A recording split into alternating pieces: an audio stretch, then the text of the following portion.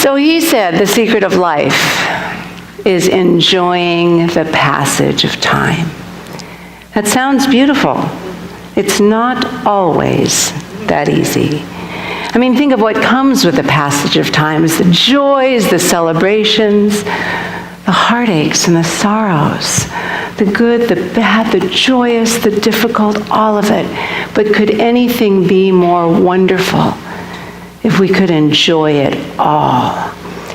Now, today's journey along the stations of the cosmic Christ, the beautiful stations that were lent to us by Grace Cathedral up in San Francisco, Matthew Fox and Bishop Mark Andres.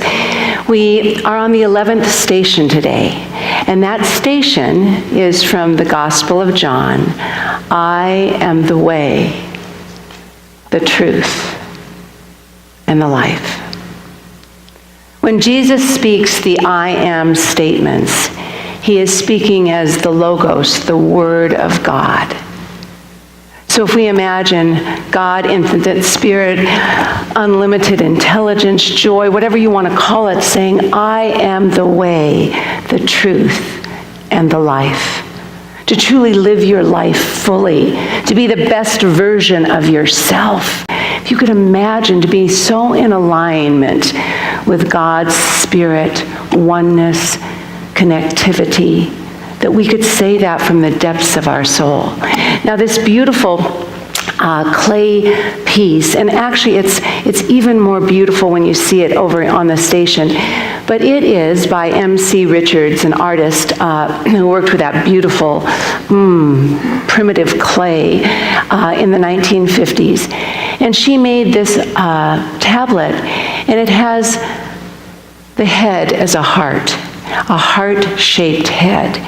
And she said this image that's on this tablet, the heart-shaped head, that she is ancient, she calls it an archetype, can be found on petroglyphs as old as 40,000 years ago. It is a symbol that has traveled through the ages, and it has a message for us, a heart-shaped head, that we need to, the secret of life is right there in that simplistic picture, the head and the heart together. M.C. Richards said that was her meaning of the secret of life to me. Now, Matthew Fox, in his book, Stations of the Cosmic Christ, he said, well, I interpreted his meaning of the secret of life is being able to walk the path, the way, the truth, and the life, living his values, walking his talk, making a difference in the world for himself and for others, uplifting things. That's his secret of life. Now, Bishop Mark Andres, in the book also, talks about his secret of life is being fully alive, open, creative, regenerative, always growing, exchanging, giving life to wherever you are. That's what his secret of life is. For me, I thought about, what is my secret of life? And of course, beginning with just love.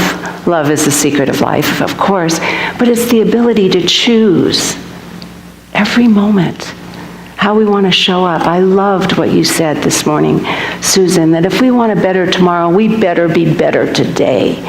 We've got our work to do today, and what a gift that is. The gift that we can make that change at any time. Now think about for you, right here in this moment, what makes your life worthwhile? What is the secret of life that gets you up in the morning and excited, or when you're not, and you're in one of those kind of yucky moods, that can get you back on track again? What is the secret that can get you there? I want to talk about that this morning, that secret of life.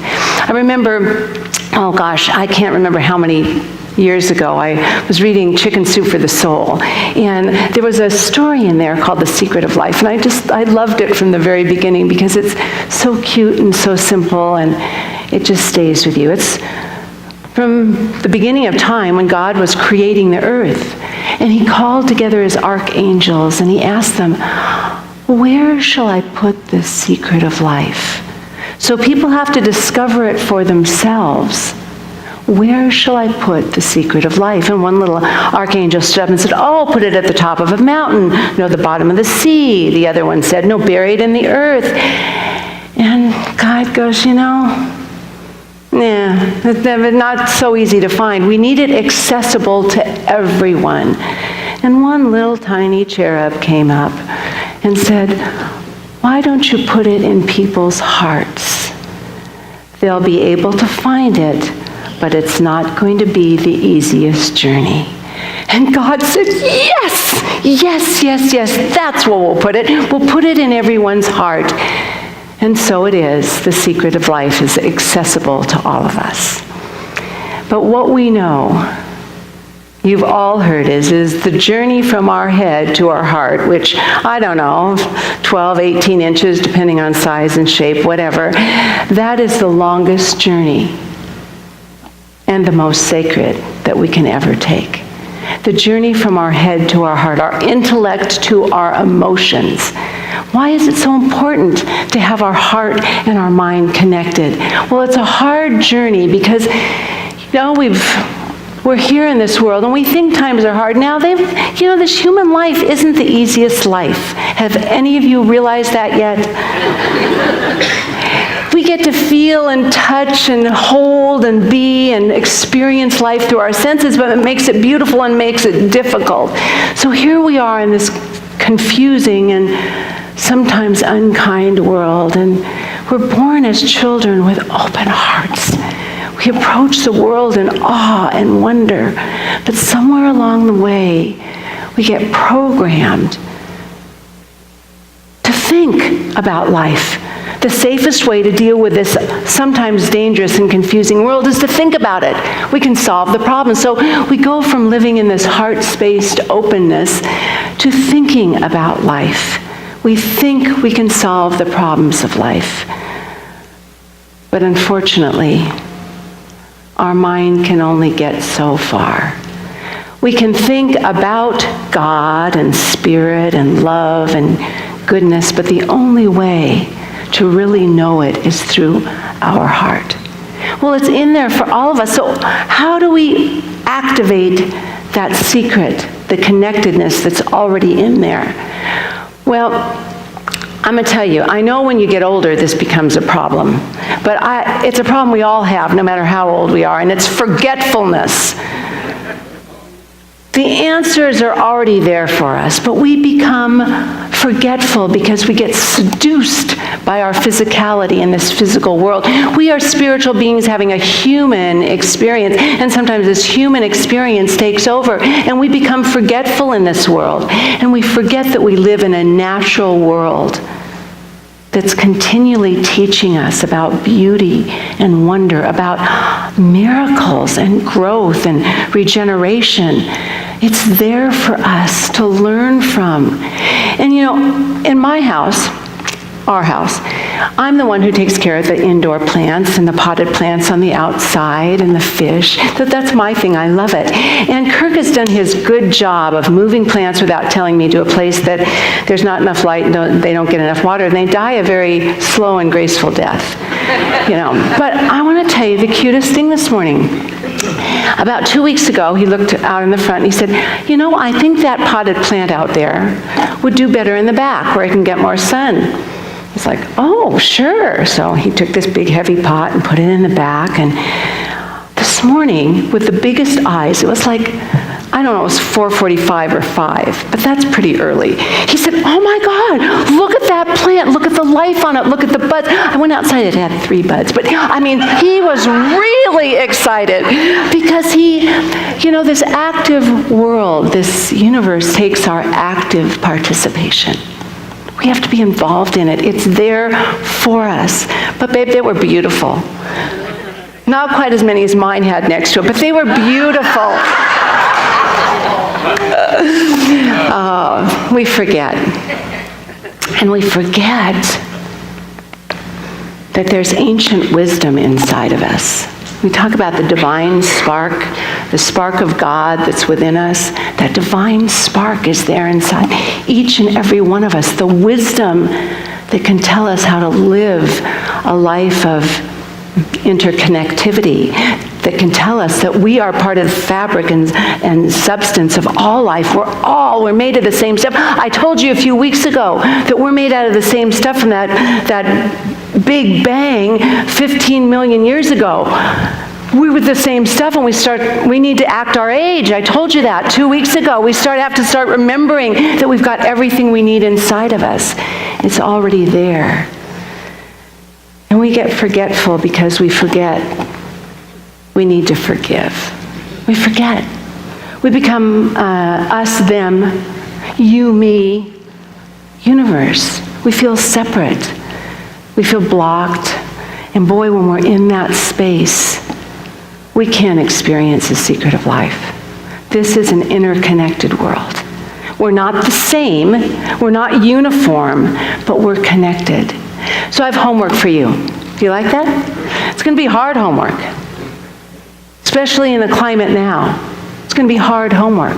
Are you ready? Yeah. Well, this side isn't, so I'm going to speak to you. Are you ready? Yes, good. Okay, for 1 week I'm putting you on a diet. You cannot say they or them. It's going to be a tough one, I told you. No they, no them. How about he or she? No. Well, he or she, well, it depends on where you are. I mean, if you're looking for restrooms, yes. But you can say we. We. When you start pointing your finger, remember 3 are pointing back at you, say we are in this together. The good times and the tough times. We are in it together. So what aren't you going to say last time? What aren't you going to say for a week? I'm going to test you, and we're going to see how you did, because this is going to bring a new opening in your life. You know, why is it so important to have our hearts opened? Well, let me tell you. It's important to have our hearts open because we reconnect with God and Spirit and the truth of our being. In Matthew, in the Sermon on the Mount by Jesus, when he talks about the Beatitudes, Jesus said, "Blessed are those who are pure in heart, because they can see God." That's why it's important for us to have our hearts open and our hearts free. Ernest Holmes says that the heart is the center of divine love, but he goes on further. He said the heart can heal the mind, because when we're open to the love that's already there, we can heal the thoughts, the intellect that keeps us very linear and focused on logical things, which is good. It has its perfect place. I love that fabulous computer of our mind. But it can get too much, and we can be way off balance. So it's so important for us to remember that we need to open these hearts of ours. Now remember what that little story said, and Ernest Holmes said this too, that the secret of life, freedom, he said that is our birthright, but we must discover it for ourselves. It's already there, but we have to reveal it with conscious intention to open ourselves, to balance ourselves, not to get rid of the heart or get rid of the mind, but to weave them together that we can be open in this world, open and available. So it's Healing Sunday. I'm just going to ask you to put your feet on the floor. Use your breath to open you the best you can, and I'm going to invite you to just place both hands on your heart. Now the heart, we know that we are aware of 7 energy centers, major energy centers in our body, and our heart is the 4th one. It's right in the center. It connects the 3 lower chakras that are here connected with the earth, and the 3 upper chakras that are connected to the spiritual realm. The heart is the center. And so today I'm just going to invite us with clear intention. I feel my heart opening. I feel the seed of wisdom, the light of the divine spark growing, warming, and melting the boundaries, the walls, the separation, the false hurts and feelings I felt, the melting them away, that I might allow my heart to be filled to overflowing with the essence and energy of love and light. That wherever I am, I radiate love as I move and walk with grace and ease and peace. I see through the eyes of love. And now allowing yourself just to see that energetic opening within you to connect the mind and the heart, that longest journey, to let the warmth of love and the divine spark melt away any blocks that have been added for protection, and to know our true protection comes from Spirit, from God, from love, right here and right now. And as we move to our sixth chakra, our third chakra, our mind chakra, our third eye chakra, our mind chakra, just allow yourself, as you feel the connection, to know in this moment that your mind is open and available to new ideas, to new thoughts, to greater understanding.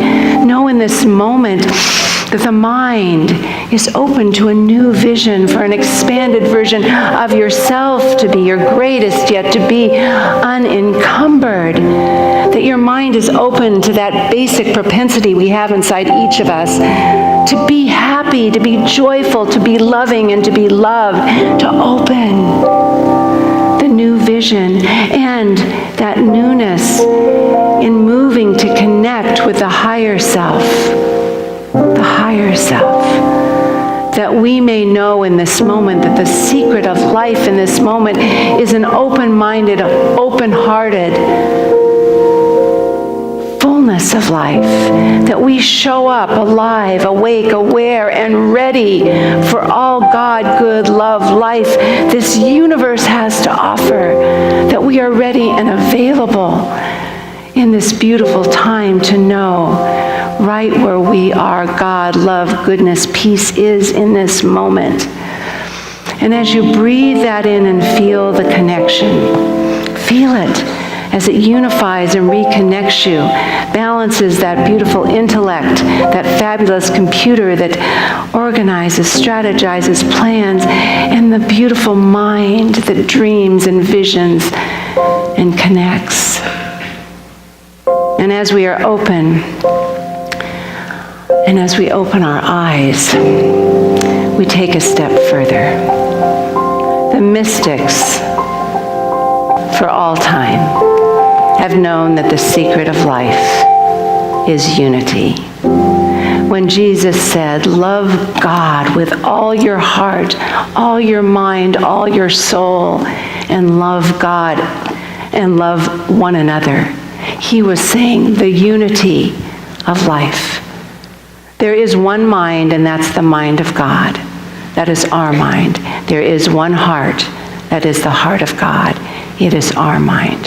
When we accept that one truth right there, we're free.